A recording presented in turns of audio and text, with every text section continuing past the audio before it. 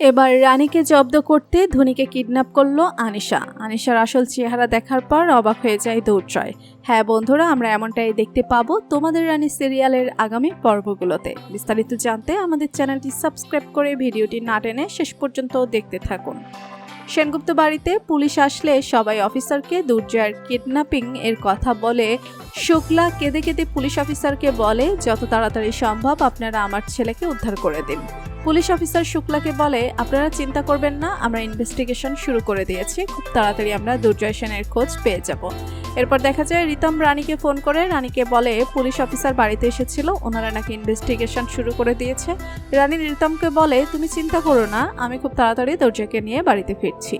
এরপর দেখা যায় রাস্তার মাঝে ধুনির পোশাক পরিয়ে একটা মেয়েকে দাঁড় করিয়ে রাখে রানী। ধুনি ভেবে গাড়ি থেকে নেমে মেয়েটিকে কোলে নেয়।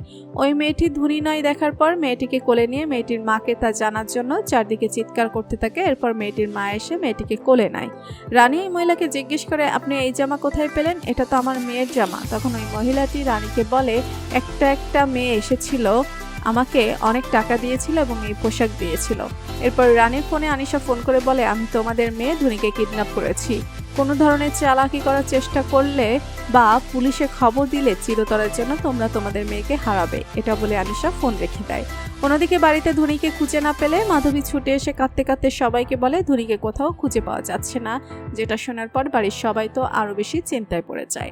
এরপর দেখা যায় গাড়িতে হঠাৎ করে দুর্জয়ের জ্ঞান ফিরে আসলে রানীকে দেখে অবাক হয়ে যায় দুর্জয়। সাথে সাথে রানীকে জড়িয়ে ধরে বলে, তুমি বেঁচে আছো? এতদিন কোথায় ছিলে? আমি তোমাকে কতই না খুঁজেছি। তারপর রানী দুর্জয়কে সবকিছু খুলে বলে। আনিশার আসল মুখোশ তার সামনে খুলে দেয়। তো বন্ধুরা, রানী আর দুর্জয় মিলে ধুনিকে কি উদ্ধার করতে পারবে? কমেন্ট করে জানিয়ে দিন আপনাদের মতামত। ভিডিওটি ভালো লাগলে লাইক কমেন্ট শেয়ার করুন। আমাদের চ্যানেলে নতুন হয়ে থাকলে চ্যানেলটি সাবস্ক্রাইব করে রাখুন, যেন তোমাদের রানী সিরিয়ালের যে কোনো নতুন আপডেট সবার আগে পৌঁছে যায় আপনাদের কাছে। ধন্যবাদ সবাইকে।